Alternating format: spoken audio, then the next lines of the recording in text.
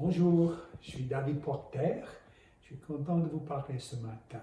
J'espère que votre café est bien sucré et bien chaud.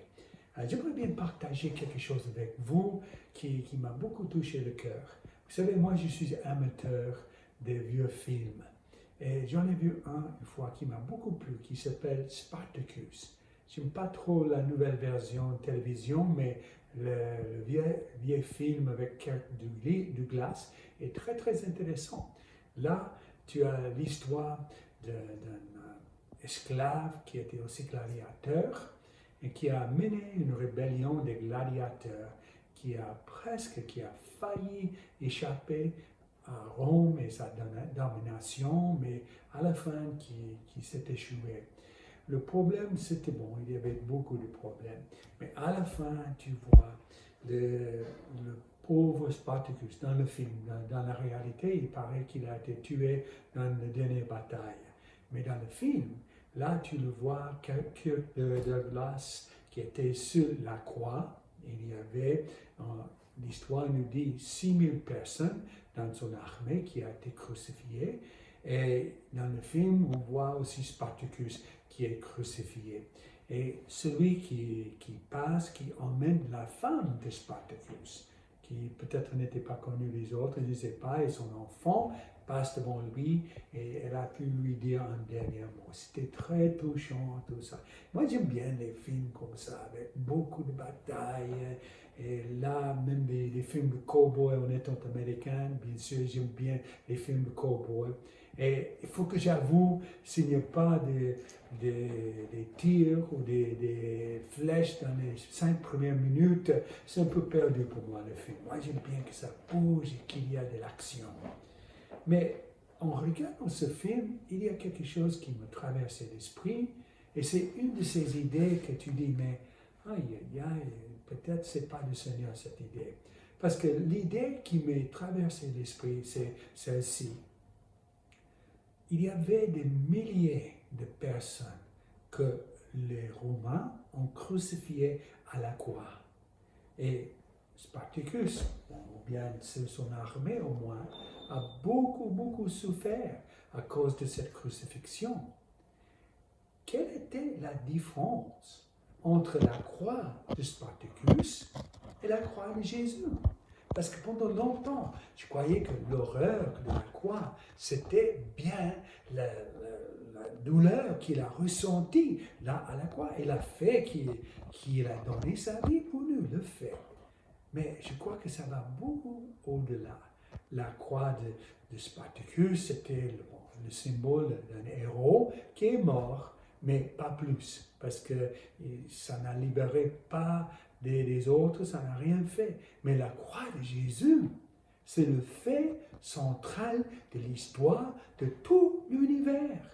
Et tout ce qu'il y a, que nous et vous, nous allons, qui nous donne de l'espoir, c'est cette croix de Jésus. Comment c'était différent la croix de Jésus? D'abord, Spartacus, sur la croix, c'était un homme. Mais sur la croix de Jésus, c'était Dieu. En 2 Corinthiens chapitre 5, il dit, Dieu était en Christ, réconciliant le monde à lui-même. Et la Bible dit en Jean chapitre 1, qu'au commencement était la parole. Et la parole était avec Dieu, et la parole était Dieu. Et on voit par la suite que la parole, c'est Jésus. Et il a dit que tout a été créé par lui. Alors, le créateur du monde entier était à la croix. Deuxièmement, c'était ce qu'il faisait à la croix. Spartacus ne faisait que mourir. Jésus était en train d'agir. Parce que là, à la croix du Calvaire, il a porté le poids de tous nos péchés, la punition de tous nos péchés. Et c'est ça qui fait une différence entre ce que Jésus a fait, la mort de Jésus, et la mort de tous les autres. Parce que Jésus, sa mort avait un sens. Vous savez, moi et toi, nous étions rebelles contre Dieu dans notre péché. On dit, je ne suis pas un grand pécheur, mais grand pécheur, petit pécheur, nous sommes tous pécheurs. Et nous avons tous été privés de la gloire de Dieu.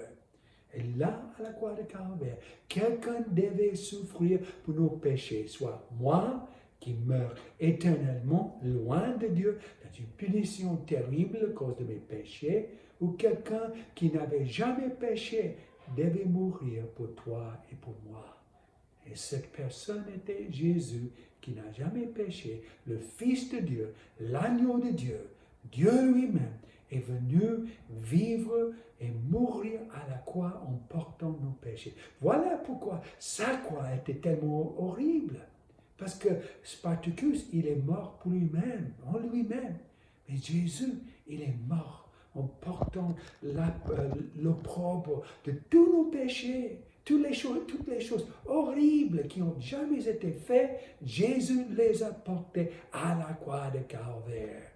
Il a souffert, il a été puni, il a été frappé par Dieu à cause de ce que moi et toi, ce que nous avons fait. Voilà comment la croix de Jésus était différente. La troisième chose, c'était la motivation de la croix. Spartacus n'a pas choisi la croix. Mais en quelque sorte, Jésus l'a choisi. La partie humaine, parce qu'il était pleinement Dieu, pleinement humain, et la partie humaine a reculé devant la croix, n'a pas voulu, mais son courage et sa force a fait en sorte qu'il était allé quand même à la croix. Et si vous voulez voir l'amour dans l'essence parfaite, le plus fort, le plus profond, regardez la croix et voir notre Sauveur à la croix de Calvaire où il est mort pour nous, pour nos péchés. Sa motivation était bien différente que celle de Spartacus. Et puis, la dernière chose, les ramifications éternelles de la croix de Jésus sont toutes différentes de celles de la croix de Spartacus. Spartacus est mort et tout ce qui reste, c'est une histoire. Une belle histoire, bien sûr, mais c'est une histoire. Mais ce que Jésus a fait à la croix a fait en sorte que toi et moi, nous pouvons aller dans la présence de Dieu lui-même, dans la repentance et par la foi en ce que Jésus a fait, et nous sommes pardonnés, nous sommes purifiés, nous devenons des nouvelles créatures en Christ Jésus, et maintenant nous pouvons dire même à Dieu, au Dieu du ciel, Papa, Père, et il nous accepte. Nous sommes enfants de Dieu par le sacrifice de Jésus à la croix de Calvaire et ce qu'il a fait pour nous. Mes amis, les ramifications de la croix, quand vous repentez de vos péchés et vous mettez votre confiance en Jésus, ça a les ramifications. Vous êtes sauvés éternellement et vous passerez l'éternité. Mais il y a une chose qui est aussi différente. Il n'y a pas de réponse à la croix de Spartacus. On a pitié de lui, on est triste que sa rébellion n'a pas abouti, mais la croix de Jésus appelle une réponse. Nous ne pouvons pas rester immobiles devant la croix de Jésus, parce qu'il faut dire oui au Seigneur ou non.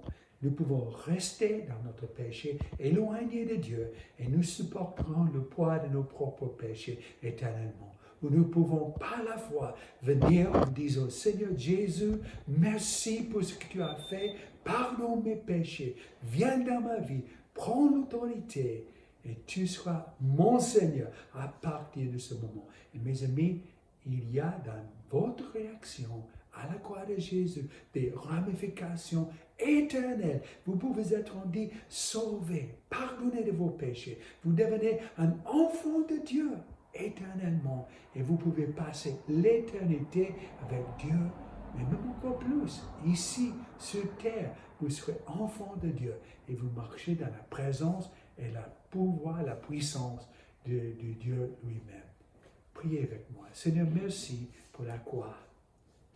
Merci Jésus pour ce que tu as fait, pour l'œuvre de la croix. Je prie pour chaque personne qui prie maintenant, que tu brises la puissance du péché dans la vie, la puissance de la drogue, la puissance d'une sexualité en dehors du mariage, la puissance de vulgarité, toutes sortes de choses, la puissance de la dépression.